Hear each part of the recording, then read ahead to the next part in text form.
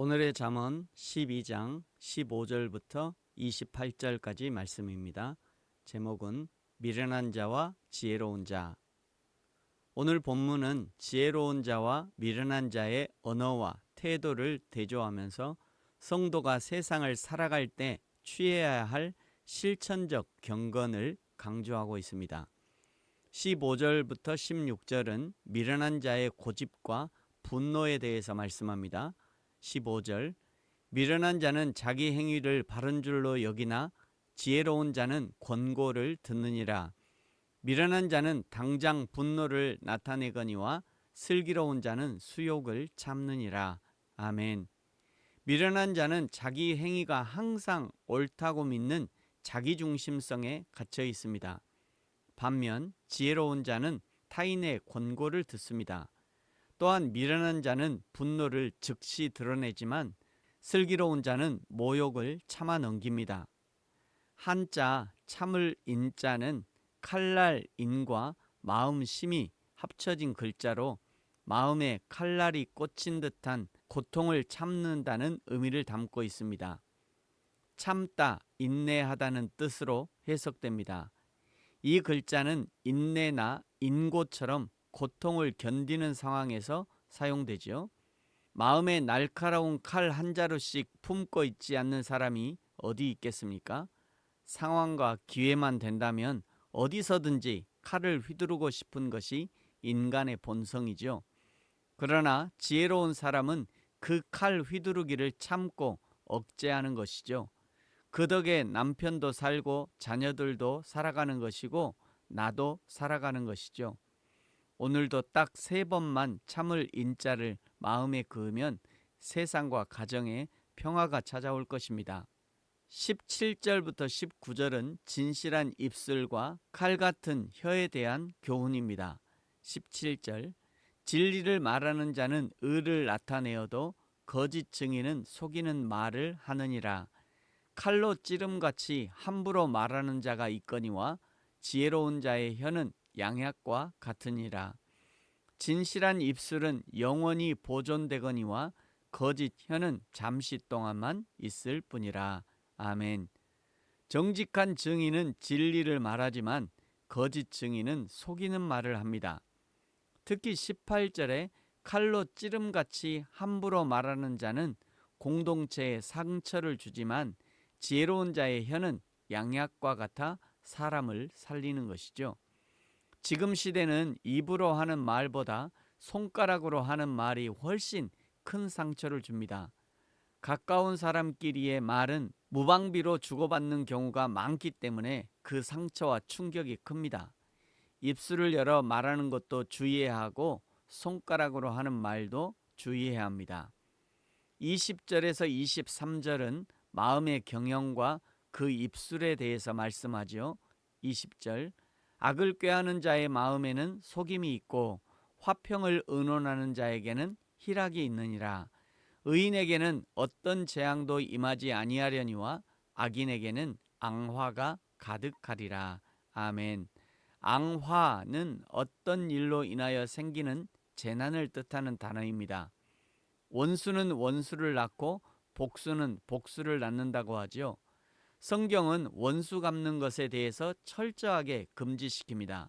마태복음 5장 39절에서 44절에서는 오른뺨을 맞거든 왼편도 돌려대며 억지로 오리를 가자고 하는 자와 심리도 가지고 구하는 자에게 주라고 말씀하시고, 로마서 12장 19절은 스스로 복수하지 말고 하나님의 진노하심에 맡기라 하셨습니다.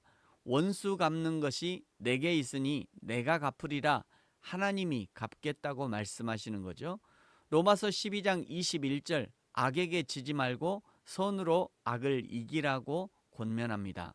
잠언 25장 21절 내 원수가 줄이거든 양식을 주어 먹이고 그가 목마르거든 물을 주어 마시게 하라.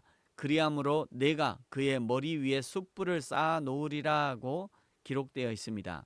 이사야 34장 8절 여호와께서 보복하시는 날이요 시온의 송사를 위하여 신원하시는 해라 예언하시면서 하나님의 정의로운 심판을 말씀합니다. 성경이 원수 갚는 것을 금지하시는 이유는 위에서 말씀드린 것처럼 세상에서는 원수는 원수를 낳고 복수는 복수를 낳기 때문에 그런 일로 나의 사랑하는 자녀가 위험에 처하는 것을 하나님이 염려하시기 때문입니다.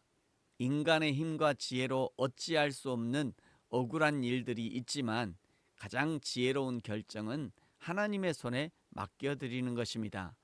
때로 하나님의 손에 맡겨드리는 것이 무기력한 것처럼 보일 때도 있지만 그러나 하나님의 손에 맡겨드리는 것이 나와 그에게 가장 안전하고 가장 확실한 일이 됩니다. 22절 거짓 입술은 여호와께 미움을 받아도 진실하게 행하는 자는 그의 기뻐하심을 받느니라. 슬기로운 자는 지식을 감추어도 미련한 자의 마음은 미련한 것을 전파하느니라. 아멘. 입을 다물고 손가락을 멈추는 것이 슬기롭고 지혜로운 일이 되기도 합니다. 24절부터 28절은 부지런함과 생명의 길에 대해서 말씀합니다. 24절 부지런한 자의 손은 사람을 다스리게 되어도 게으른 자는 불임을 받느니라. 근심이 사람의 마음에 있으면 그것으로 번뇌하게 되나 선한 말은 그것을 즐겁게 하느니라. 의인은 그 이웃의 인도자가 되나 악인의 소행은 자신을 미혹하느니라. 게으른 자는 그 잡을 것도 사냥하지 아니하나니 사람의 부귀는 부지런한 것이니라. 공의로운 길에 생명이 있나니 그 길에는 사망이 없느니라. 아멘. 하나님이 우리에게 인생이라는 밭을 허락해 주셨습니다. 인생이라는 밭은 게으른 자에게는 잡풀만 내어주지만 땀 흘려 부지런히 경작하는 자에게는 아름다운 열매, 풍성한 열매를 내어줍니다. 그것이 하나님이 우리에게 주시는 공의의 한 측면입니다. 부지런한 자에게는 풍족함으로 생명을 누리는 은혜가 있는 것이죠. 생명은 단순히 육체적 수명을 넘어 하나님과의 올바른 관계 속에서 누리는 샬롬을 의미합니다. 저와 여러분이 하나님과의 바른 관계를 맺음으로 바른 믿음으로 하나님이 원하시는 풍성한 생명을 누릴 수 있기를 예수님의 이름으로 축복합니다. 아멘. 기도하겠습니다. 하나님 아버지 감사합니다.